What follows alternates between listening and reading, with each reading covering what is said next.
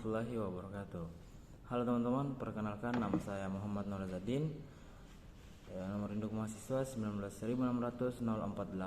Kali ini saya akan menyelesaikan tugas final dari public speaking.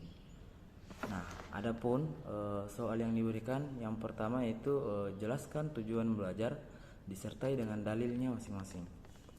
Nah, adapun tujuan pendidikan Islam yang hendak dibidik dewasa ini adalah untuk membimbing, mendengarkan dan mendidik seseorang untuk memahami dan mempelajari ajaran agama Islam.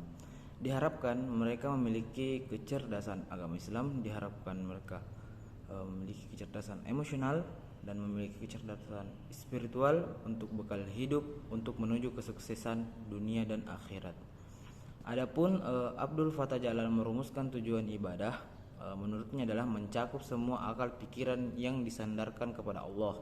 Ibadah adalah jalan hidup yang mencakup seluruh aspek kehidupan serta semua yang dilakukan manusia, berwujud perkataan, perbuatan, perasaan, pemikiran yang dikaitkan dengan Allah. Adapun dalilnya yaitu tolabul ilmi faridatun ala kulli muslimin wal muslimat. Mencari ilmu itu wajib bagi setiap muslim laki-laki maupun perempuan. Soal yang kedua yaitu jelaskan tujuan dan kegunaan mempelajari public speaking. Nah, adapun yang pertama, public speaking akan meningkatkan rasa percaya diri kita. Nah, pada hal ini membutuhkan rasa percaya diri yang cukup.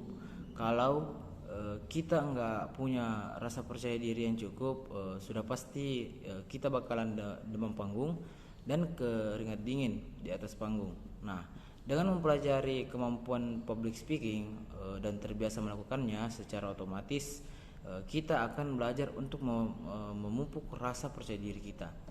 Nah, yang kedua yaitu public speaking akan meningkatkan kualitas diri. Nah, semakin sering kita melakukan public speaking, banyak teman kita yang akan mengingat kita sebagai pribadi yang memiliki kemampuan baik untuk berbicara di depan orang. Dengan begitu kita bakalan sering diminta menjadi wakil sekolah untuk memberi sambutan atau pidato di momen-momen tertentu. Nah, yang ketiga itu public speaking membuat kita berpikir kritis. Nah, selain public speaking ini dapat meningkatkan kemampuan berbicara di depan umum, kemampuan public speaking juga bisa membantu kita untuk meningkatkan kemampuan berpikir kritis. Nah, pada kemampuan berpikir kritis ini adalah kemampuan otak untuk mencari cara untuk memecahkan atau mengatasi permasalahan dengan cepat dan tepat. Sedangkan public speaking ini akan menuntut seseorang untuk berbicara dengan menarik. Hal itu karena public speaking ini adalah harus memiliki kata-kata dan cara penyampaian yang tepat. Nah, hal inilah yang akan merangsang otak untuk berlatih berpikir kritis.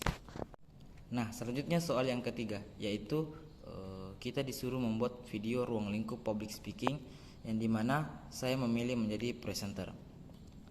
Selamat pagi pemirsa, iNews kembali hadir di sela-sela aktivitas Anda bersama saya Muhammad Nur Zadin yang akan memberikan berita-berita terbaru dan teraktual. Pemirsa, ledakan gudang kembang api yang terjadi tadi malam di Samarinda, sebuah kecamatan di Banyuasin, ledakan tersebut membuat warga setempat gempar. Menurut Badan Penanganan Keadaan Darurat Daerah BPKDD, ledakan yang terjadi tepat pukul 8 WITA waktu setempat bermula dari sebuah toko dan gudang kembang api di kawasan Platuk Samarinda. Banyak warga yang menyaksikan kejadian tersebut secara langsung karena gudang kembang api tersebut terletak di daerah pemukiman padat penduduk. Dan itu juga yang menyebabkan tim SAR kesulitan dalam mengevakuasi dan mencapai lokasi kejadian. Karena ledakan cukup dahsyat sehingga 4 mobil pemadam kebakaran pun kehabisan air saat beraksi. Kejadian ini juga mengakibatkan 2 orang tewas dan 19 lainnya luka-luka. Korban-korban tersebut sedang ditangani oleh petugas Palang Merah. Diduga korban luka paling parah menderita luka sobek di bagian kaki karena melompat dari jendela ke rumahnya untuk menghindari kebakaran. Namun saat ini sejak datangnya tambahan air untuk pemadam kebakaran api sudah dapat dikendalikan. Ya, kembang api ini ya bisa menjadi hiburan juga bisa menimbulkan bahaya yang sangat luar biasa. Maka dari itu saya mengingatkan kepada pemirsa semua untuk berhati-hati dalam menjalankan segala kegiatan Anda karena hal-hal yang tidak diinginkan bisa datang kapan saja. Demikian saya laporkan saat ini Muhammad Nur Zadin dan segenap krunya yang bertugas undur diri. Terima kasih. Selanjutnya pertanyaan terakhir, yaitu yang keempat, sebutkan ruang lingkup public speaking sebanyak-banyaknya. Nah, public artinya umum, adapun khalayak, massa, speaking artinya berbicara. Public speaking adalah berbicara di depan umum secara runtut dan terencana. Dengan tujuan tertentu, kegiatan public speaking meliputi pidato, ceramah, presentasi, siaran radio, siaran televisi, mengajar di kelas, diskusi, dialog, briefing, motivator, pelatihan rapat, orasi, kampanye, dan semua jenis pembicaraan di depan orang banyak, baik berupa kelompok, grup, kerumunan, maupun orang-orang tertentu atau specific audience.